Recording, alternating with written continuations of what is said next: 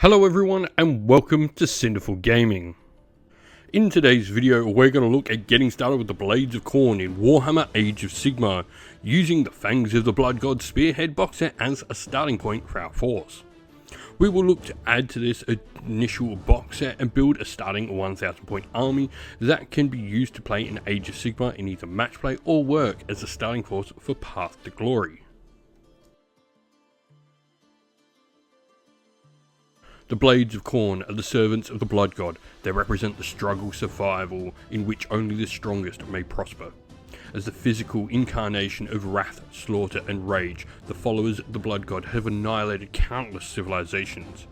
The skulls they have collected are piled so high as to be mistaken for mountain ranges, and the blood they have spilled mistaken for oceans.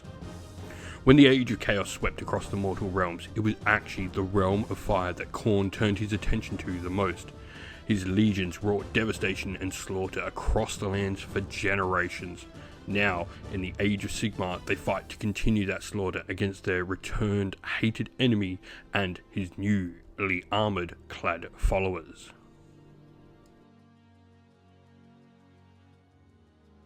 And so before we get into looking at our box set today and what comes inside it, we're going to talk about the battle traits for Khorne.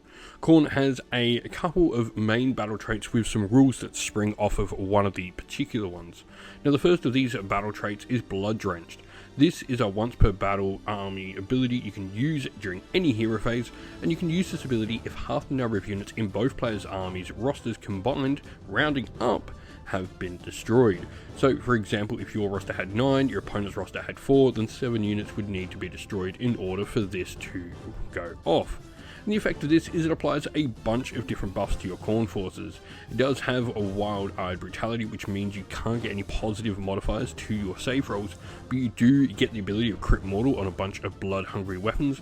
Weapons of murder get to add 1 to their rend, and you also get some bonus damage there on your big demon monsters as well. So really good combat buffs, but obviously come at that little bit of a cost.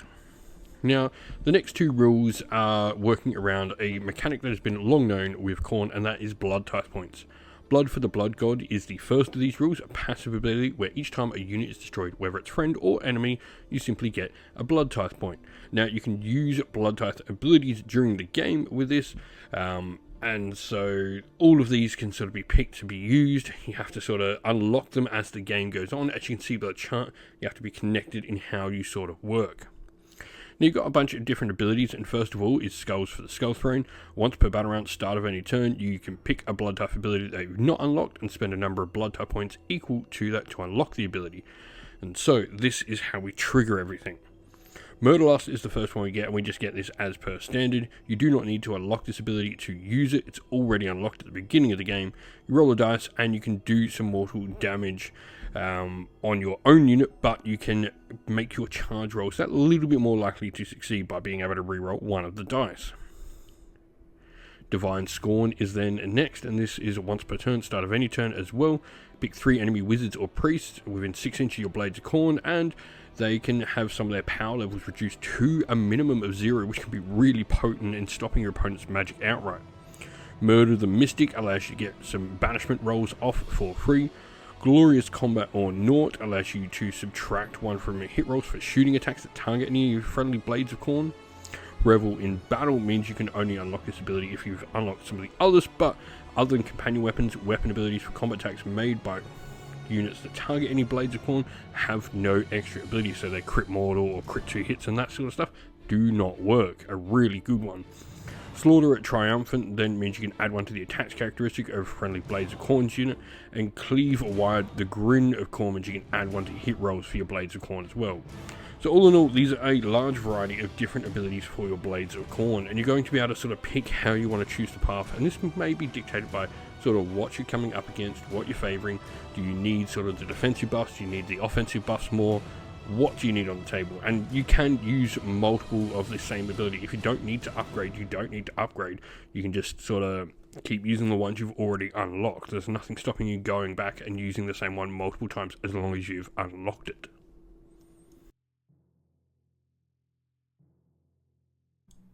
Today's video is sponsored by Gap Games, a fantastic miniature wargaming store in Queensland, Australia. They stock a wide variety of miniature wargames from all things Games Workshop to some of my personal favourites, Conquest of the Last Argument of Kings, and all things Modifius wargames as well. Use our affiliate code in the link below to help support both this fantastic store and the channel as well. And so, leading our box set for this particular force is Khorne. Now, he is a named unique character for the Blades of Khorne, and what that means is that you can only ever include one of this particular type of model in your force. This is a model that is sort of a major character throughout the story of Warhammer Age of Sigmar, or at least big enough that they have, their own unique model. They're not just a generic hero like some of the others we may find and can be able to take multiple of. Khorne himself is sort of the model that leads all your flesh hounds and stuff like that, and we'll talk about them in just a second, but he does have 7 health and a decent 8-inch move, 5+ save and control score of 2, and also has a pretty decent weapon profile of 6 attacks, 4s to hit, 3s to wound, rend 1, damage 2. Not the most powerful by any means, but definitely for his points cost it is fairly effective. Now you do have some special rules here, and the first of these is first to the pack.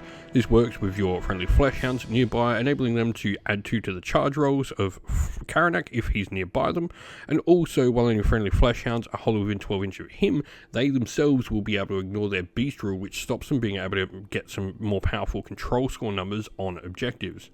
Now you do also get the cool part of Khorne that he gets to pick a quarry. This can be an enemy hero, and it can even be a hero in reserve, and what essentially happens is you can have your flesh hound sort of taken off the table during your movement phase with the Stalk the Prey ability and deploy pretty darn close near that quarry.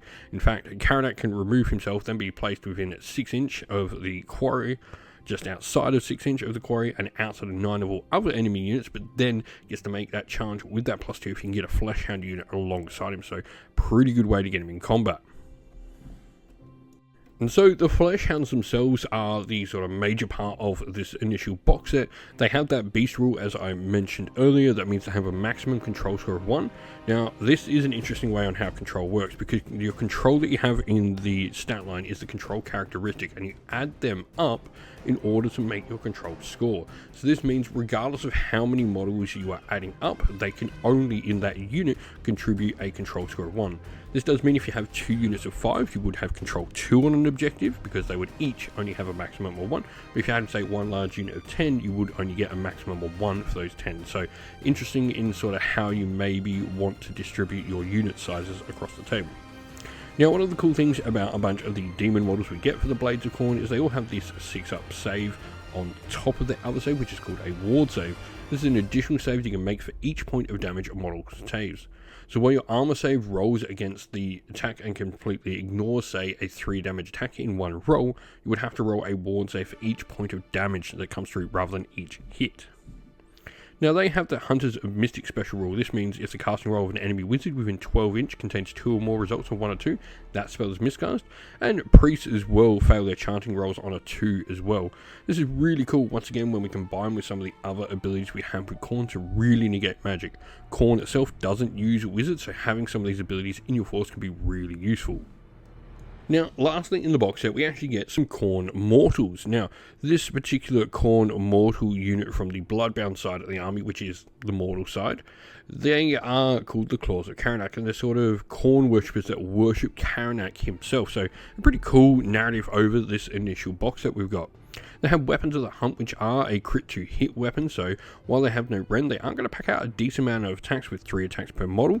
They also get a pre-game move as well. They can make a normal move before the game begins thanks to the Scent of Blood passive ability. And then Pack Hunters as well means while this unit's within 12 inch of any friendly flesh hounds or Khorne, they score critical hits on a 5. So this does mean they really up the sort of amount of hits they can get through on an enemy. Now they do have blood hungry weapons, so of course these can be upgraded when some units start dying in our force, but they're not the most powerful unit to begin with. They do have a move of 6, which for base humans is slightly above average, and can armor save there of 5 as well, and control of 1. They do have a decent amount of models in the unit, so are going to be able to help us sort of grab objectives, especially mid-board objectives with that pre-game move.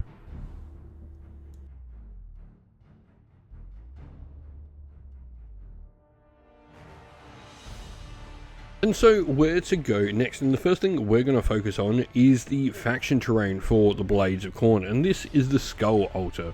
Now the Skull Altar has a few special rules that we need to look at, and sort of how it's sort of going to dictate what we do with our army, and definitely how we build our force as well.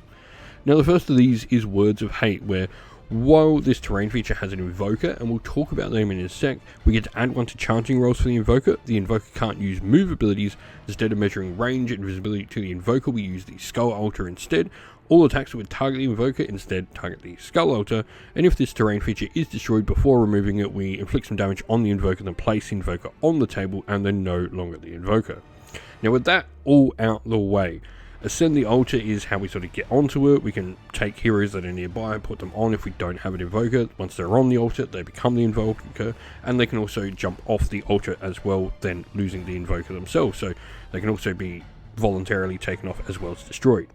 The big thing here is Hatred of Sorcery, where if this terrain feature has an invoker, we can pick up to D3 enemy endless spells within 18 inch of it, and then make a banishment roll of 2d6. We resolve the effect of the banished manifestation against them, and then we can also generate some additional blood tithe points. So spending a bit of points here to have a priest that definitely gets a bit more of a save, because they will go to a 4-up save, 10 health thanks to the Skull Altar. They get, that bonus to their chanting rolls, which is really cool, but also the ability to just get rid of manifestations, which can otherwise be a little bit of a pain for our force, because once again we don't have wizards to normally get rid of them. This is just another piece that allows us to sort of function in that magic phase that little bit better.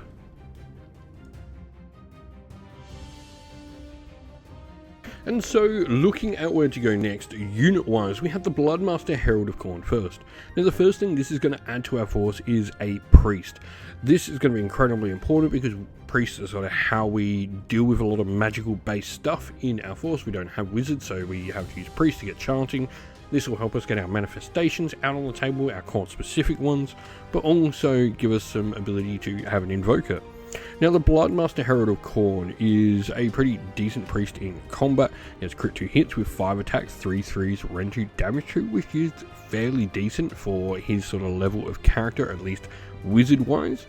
And he's got a cool ability where the blood must flow. He can actually pick a unit of bloodletters to attack immediately after he does in combat, and that bloodletter unit will actually get +1 to hit as well. So with this, he not only gives us a priest, but he's going to work well with the unit we're about to suggest next. And this unit would be the Bloodletters. These are your generic Khorne demons, the base infantry for Khorne.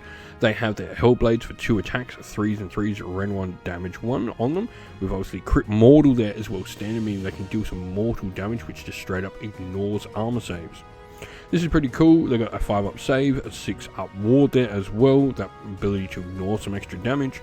And they've also got the Ceaseless Violence, where if this unit is in combat, it can move 3 inch and it can pass through the combat range of enemy units and must end the move in combat. This doesn't sound like a lot when you initially read it. It's like another 3 inch movement. But the ability to pass through, if your opponent's only setting up screening lines of like 1 model deep, your entire unit of Bloodletters just flips to the other side and attacks the juicy unit or character that's hidden behind, enabling them to take out a more valuable piece than the screen they might have initially charged into. So this can be a really powerful ability if your opponent's not set up and not preparing for it, or if you picked off certain pieces as well. Now, lastly for our force, we are going to look at another mortal, and this is going to be a Slaughter Priest. This is going to give us another character and another priest to our force, and the important part for this is with the Bloodmaster's ability to draw in the Bloodletters, obviously we're going to lose a bit out of that if we don't actually have that model going up with our Bloodletters. And so a Slaughter Priest here is going to be a model we can use to sit back on our Skull Altar and be the invoker for the force.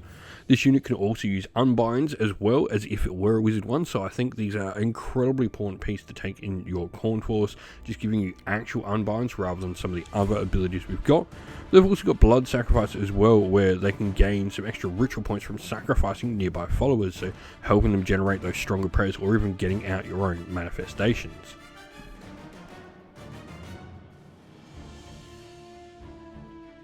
And so, looking at the manifestations for Khorne, this is definitely something once you've got priests that you want to pick up. Now we get 3 of these inside the box set, and the first of these is the Wrath Axe. This is a direct damage dealing manifestation. It's got some decent damage in combat with 4 attacks, forced to hit, 2 to wound, rend 2 damage d3. But also, if this manifestation charges this turn, it can potentially deal some mortal damage on an enemy unit and just take a model out immediately, which is really cool. And so we then have the Hexgorge's Skulls next. Stream of Molten Blood means they get some damage in combat, but really that's not what they're there for. You have 2 pieces for this particular manifestation when it comes out, and what this does is they have to sort of end near each other, but each one of them can cause enemy wizards for each part of this manifestation that's within 8 inch to subtract 1 from their casting roll. So you can actually make a -2 to casting rolls with this. Once again, another ability to really detract from magic and help you sort of make up for that lack that Khorne does have. The last one we have is the Bleeding Icon. This allows us to pick a friendly Blades of Khorne unit wholly within 8 inch of the manifestation, then pick a Blood type ability we've not unlocked during the battle, and we can potentially get that Blood type ability on one of our friendly units. This can be really important as it does allow us to get some extra sort of abilities out that we may need for our force, especially early doors in the game. Now, we do have to roll and exceed this, so it's not a guarantee that this goes off, especially you're looking at like 50% for some of the stronger manifestations that you have access to and some of the abilities, but it is a cool tool to have in the arsenal. And so our force today is going to be Blades of Khorne using the Murder Host of our battle formations. This gives us the Eager Killer's ability, which we can use at the end of the turn, and for each friendly Blades of Khorne demon unit that had used a fight ability this turn and isn't in combat, they can move d6. It cannot end this move in combat, however. This is once again, doesn't seem like a lot with the movement, but this can be you've taken a unit that's screening off an objective for a particular part of the battlefield you need to get to, and now you're able to move up onto it. You know, if your opponent is just screening the edge of the objective, even 1 inch here can get you on the objective and get you scoring, so it can be incredibly powerful when needed. Our first regiment is led by none other than Karanak, who will be our forces general. For units inside his regiment, he then has 2 units of Fleshhounds and the unit of Claws of Karanak. Our first regiment is led by none other than Karanak, who will be our forces general. For units inside his regiment, he then has 2 units of Fleshhounds and the unit of Claws of Karanak. Our first regiment is led by none other than Karanak, who will be our forces general. For units inside his regiment, he then has 2 units of Fleshhounds and the unit of Claws of Karanak. Our first regiment is led by none other than Karanak, who will be our forces general. For units inside his regiment, he then has 2 units of Fleshhounds and the unit of Claws of Karanak. Our second regiment is then led by our Bloodmaster Herald of Khorne, who has the heroic trait Magical Scorn and the artifact of power, the Collar of Contempt. This gives us some really good magical defense, especially the Collar of Contempt, which allows this model to unbind as if it were a wizard, very similar to the Slaughter Priest ability. For units, we then have 2 units of Bloodletters as well for some decent combat troops. And lastly, our third regiment will be our Slaughter Priest all by themselves. And lastly, our third regiment will be our Slaughter Priest all by themselves. And lastly, our third regiment will be our Slaughter Priest all by themselves. We hope this video was helpful in getting you started with Warhammer Age of Sigmar, and it was able to give you some ideas and inspiration to start your own force in the game. If you have any other questions at all, please comment down below, and while you're there, don't forget to drop a like, subscribe, and join our Discord server to check out all our future Warhammer Age of Sigmar content.